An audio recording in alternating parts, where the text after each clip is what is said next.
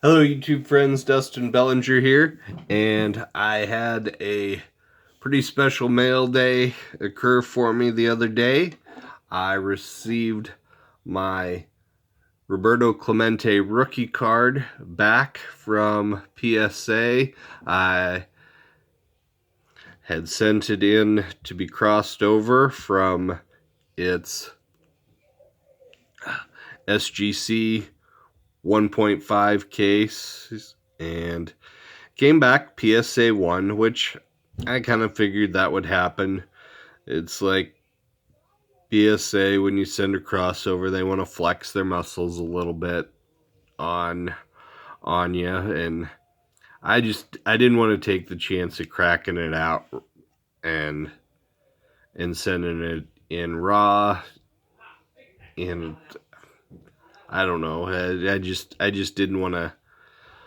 I felt better sending it in the slab than sending it raw, I guess, Paranoia takes over a little bit. But anyway, so that was what I expected would happen. But now that it's back, it's never going off again. And every time you see this card, I have to thank Michael Newman, Bronx Bomber Cards. Thank you again for being so kind and generous to have given this to me. That's still something that, I can barely even wrap my brain around, that the capacity for generosity in this community sometimes is just, beyond amazing. So there's that. And I thought this would be a good time. This allowed me to finish my basic set registry for Roberto Clemente, getting it slabbed in the PSA. And so I thought, well, I'll show all of those. And, I'm pressed for time on when I can get some videos done. And Vintage Oddball Cards has been doing kind of a cool video contest where he's asking people to show some off-center cards and kind of talk about those. And I thought, hey, I will incorporate that into this video as well. So thanks for letting me serve some dual purposes here. So you saw the rookie, 1956, had a great image as well. Got, the little cartoon image of him catching ball up against the wall, making that great catch there. And as you can tell, this card here is rather off-centered this direction, so 2 ways off-center there.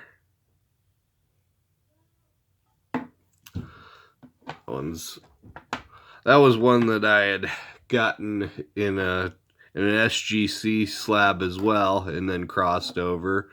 And I believe when I got that was in a 1.5 as well. So another one that lost a half point. And 1957, as you can see, pretty off-center as well. And here's my thing with centering. Centering is something that a large amount of our collector community and the hobby in general puts a pretty big emphasis on centering. And everybody's got, the price points that they can get into in that, and everybody's kind of looking for, the most eye-appealing cards that they can find at their particular price point. And because centering tends to be a thing that people tend to weigh heavily in importance, what that tends to mean is if you're buying a card, especially, when it's graded, the well-centered cards in that grade are going to be the top of the grade money. So, on the PSA 4s, PSA 4s can look, way different. There's lots of different flaws that can come into effect. Some of them may have, bad corners. Some might have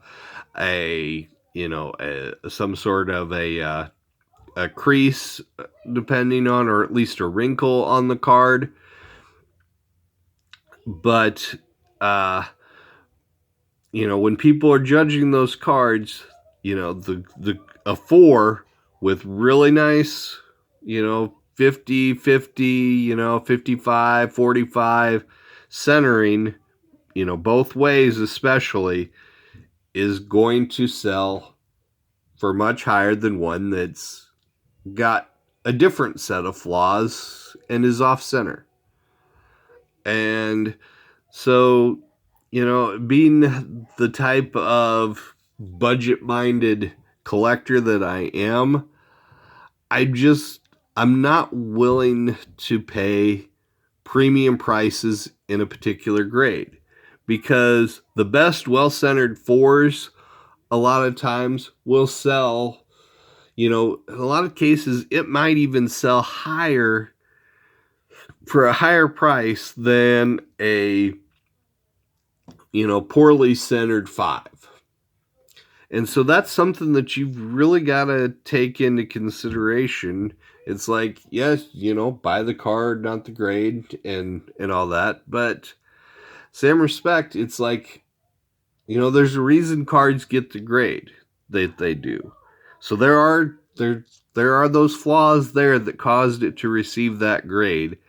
And so is the centering so important to you that you want to pay a premium for it in that grade? And I answer that question no, lots of times. And so I tend to get cards that just have kind of typical centering to average centering, and a few that are rather poor centered as well, is what I will tend to do. So there's 57. This 58 is one that is very poor centered. So it is, 5 OC, so which makes it equivalent to a 3 actually. But this is, it's a card that has, lots of good things going for it. It's really clean image and that, but the centering's just really bad. And so this card ended up being, a pretty significant bargain for me. And I was just like, and this is an area where it's like, man, that centering is enough that it kind of dissuades me a little bit. But at the time, I just felt like, no, this is what the way I'm gonna go, and that's how I'll spend it. So there's that. There's a 59. This one pretty average centered. Nothing. It's not well centered. I mean, it's got its other flaws in it because hey, it got a 1, But the centering on this run really wasn't that big of a deal. Then here's a 1960. Once again, not great centering. This got a mark qualifier because somebody wrote really lightly in pencil back there, 1960. So once again, that's like a little bonus. It's like, hey, it's like knocks a little bit of money off the price because it's a slightly lower grade with the mark qualifier. But,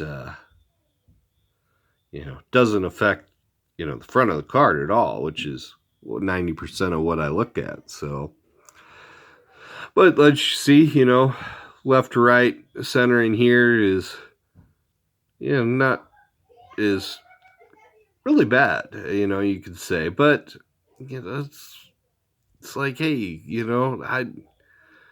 I paid, I think, $35 $40 or so for this card, something like that. And if this had been, a really sharply centered, but with the same rounded corners, I, chances are it'd have been like 60. And it's just like, I don't know. I'm just not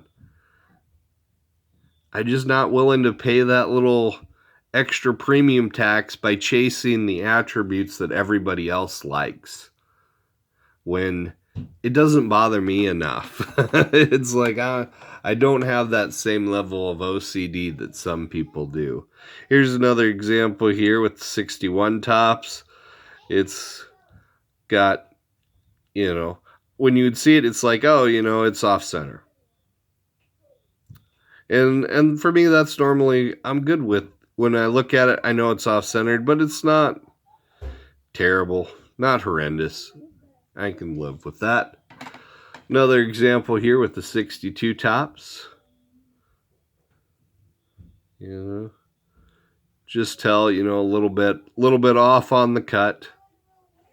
This is 1963 tops, which was one of the better centered cards that I have. Thank you again to the card family that contributed to sending this to me. It's like almost can tell that, hey, Dustin didn't pick out this card because it's too nicely centered for something he would pick. Although, here, this one's actually pretty good. This is one of the better centered examples of anything I have. 1963 Fleer. And really, it's like, I kind of made a mistake. I didn't think, I probably shouldn't have bid on this card, but I did, and it was like, oh man, I put in a bid on it that was a little bit higher than what I thought I should. I'm like, oh man, that could be expensive. But then I was like, I looked at sold prices, like, well, chances are it'll go over that anyway, and you won't have to worry about it. And then I ended up winning the thing. So what do you know? It's like, so in the end, I felt like I really got a pretty good deal on this card, because I didn't pay what I thought I was going to have to pay for it, and I got it kind of less than what most of the comps were. It just seemed like it was what. There's certain times of the year sometimes when cards can sneak through. People are just kind of short on cash around, or there's it's a time when people are selling, looking to raise money, and not, and there's competition out there, and some things slip through, and this seemed like one of those times. There's that. The 64. This one pretty good. It might be a little bit on top to bottom, but no, for the most part, I'd say this is pretty close to dead on. I mean, there's not, the 64 design, there wasn't a whole lot of space normally between the top of the letters and that. So this is pretty much as close to ideal as it gets. So kudos to me, I guess, on that one. I did pick out one that was pretty decent as far as the centering. Here's a 1965. This one, it's got a little bit, mostly pretty solid. Top to bottom, it's a little off. These thinner borders, so it's not a little tough, but pretty good, I'd say. And this was the very first Playing Days Clemente that I ever purchased. So this one started the run for me. Go 66 right here. This here is probably my favorite image that's on any of his base cards. I just like this one the best.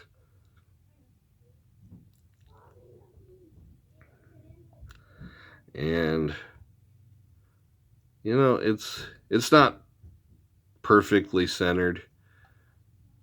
It's got a little bit of a tilt to it more than anything else, but it is pretty good.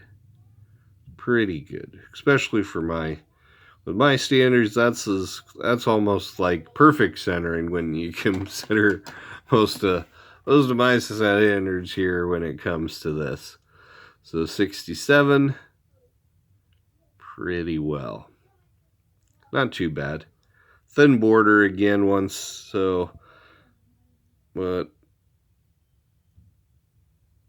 it's not perfect. So for the guy that's looking for perfect centering, he's like, nope, not for me. But for a guy that's like, average centering, no problem. That works. Here's 1968. This one here, really top to bottom, is the biggest issue. Although left to right isn't great either. But once again, this is one of those things where for me it's like, oh, that doesn't bother me much at all. It's like you push in where it's much more and it gets even tighter, and you get to miscut tends to bother me, especially in vintage. And pre-war I can tend to overlook it a lot more, but with vintage, for getting miscut tends to be a turnoff for me. And it's like I've got a few of them, mostly if it's miscut on the back, but for the most part miscut tends to be kind of the line that I'll draw, and it's like I'm not gonna buy that most of the time. There've been a few exceptions where it's like, well, I just really I have to have the card, so I bought a miscut version. But that is what it is. So here we are again, 69. This one's kind of opposite of what I've seemed to buy a lot of that are the other two corners. This way it's this side, and it's like seems like I get a lot that are like here or here, but this one, this one's pretty darn. Sorry for the glare, trying to show you differences. So is that, wow, we gotta wrap this up. 1970 tops, once again, average. Certainly not great, well centered, but average. 71, average centering again. Left to right, it's not right. Top to bottom, might be a little bit off too. Probably is a little. Probably should be a little bit more border to the bottom.